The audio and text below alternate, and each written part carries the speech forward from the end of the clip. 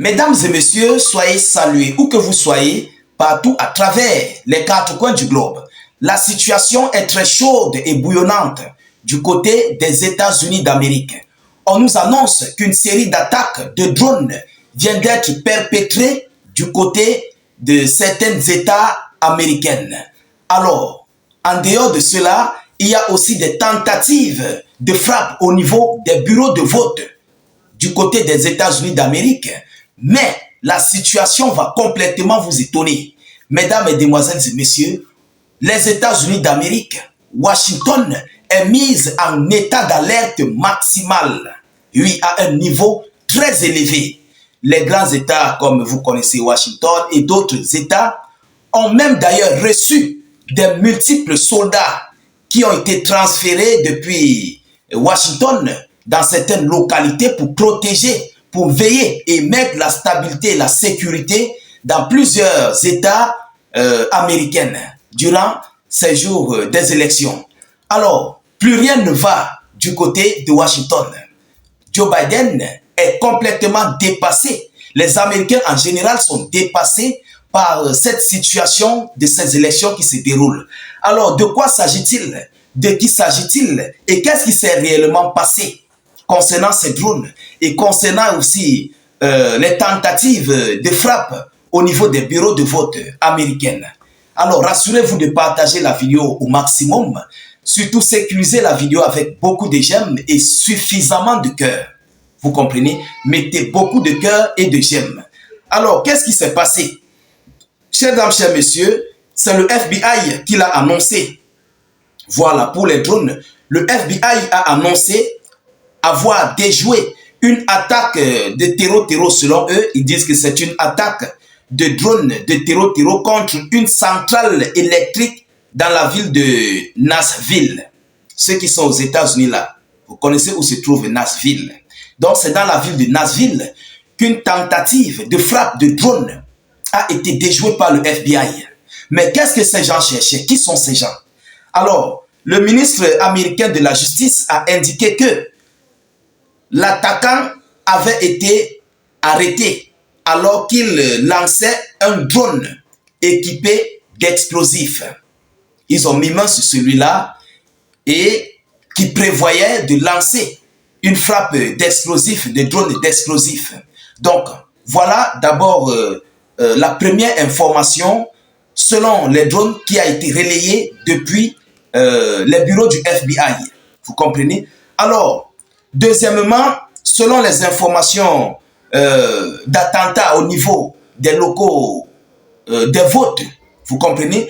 Les élections américaines sont mouvementées et Washington accuse même d'ailleurs la Russie. Il pointe du doigt la Fédération de Russie. Donc, selon les informations, ils disent que ce sont des fausses menaces. Donc, ils disent que de fausses menaces visant à frapper sur des bureaux de vote ont été signalées dans plusieurs États. Dans plusieurs États. D'autres sources disent qu'elles sont vraies, d'autres sources disent qu'elles sont fausses. Nous, on ne connaît réellement pas ce qui se passe. Donc, je ne peux pas vous garantir ou quoi que ce soit. Vous comprenez? Parce qu'il y a plusieurs langages. Alors, un site en Géorgie, ça c'est un site en Géorgie qui a été évacué en raison d'informations non confirmées concernant une frappe de bombe dans un bureau de vote. Selon les informations, je ne sais pas. Donc, je le mets au conditionnel. Ceux qui viendront dire non, c'est faux, je vous dis encore, je le mets au conditionnel. Je ne peux pas affirmer. On prend les informations qu'on reçoit et puis nous, on vous relaie les informations et on essaie de décortiquer pour savoir la source de ce qui se passe réellement. Donc, c'est en fait ça. Alors, qu'est-ce qu'ils disent? Le secrétaire d'État Raffensperger affirme que les menaces provenaient de la Russie. Donc, d'autres disent que c'est faux, mais le secrétaire d'État affirme que les menaces provenaient de la Russie pour empêcher une élection fluide, juste et précise, selon les informations venant tout droit de Washington. Selon les informations venant de Washington. Ils affirment, mais d'autres disent que c'est faux. On ne connaît réellement pas. Mais Washington affirme et Washington pointe du doigt la Fédération de Russie par rapport à cet acte. Donc le FBI a également déclaré que ces messages miniers ne sont pas dignes de confiance car ils proviendraient de domaines de messagerie russe. Donc selon eux, la Fédération de Russie est en train de lancer en fait des actions au niveau d'Internet, la communication en fait, vous comprenez, pour essayer de bouleverser ces élections. Mais on connaît ceux qui sont derrière, mesdames, mesdemoiselles et messieurs. Vous savez, les États-Unis d'Amérique ont beaucoup fait du mal aux Palestiniens. Vous comprenez? Ils ont fait du mal aux Libanais, les Syriens. Je ne peux pas terminer de citer. Alors, imaginez-vous, certaines familles ont perdu leurs parents. Lorsqu'ils voient la foule, on connaît tous le petit paquet dans la chose. Un joli carton et on met là-bas, ça fait la chose. Alors, il y a plusieurs Palestiniens qui sont remontés. Il y a plusieurs personnes dans le monde qui sont remontées. Je ne vois pas pourquoi la Fédération de Russie va aller commettre de tels pareils dégâts du côté des États-Unis d'Amérique. Vous comprenez? Alors, il y a des attentats, c'est vrai, certes, c'est vrai, il y a des attentats, il y a certaines actions qui sont en train d'être déjouées. Il y a certains actes qui sont en train d'être déjoués. Et alors, je vous parle, tous les États-Unis d'Amérique sont en état d'alerte. Oui, la sécurité a été doublée. Comment dirais-je? Il y a plusieurs choses, en fait, qui ont été mises sur pied dans le domaine sécuritaire. Le FBI a déployé, la police, la gendarmerie, tous les corps, en fait, même les militaires. Alors, chères dames, chers messieurs, voilà ce qui se passe du côté des États-Unis d'Amérique. Tout le monde est paniqué. En ce moment où nous vous parlons, la situation est très critique. Et d'autres disent même que il y aura une guerre civile.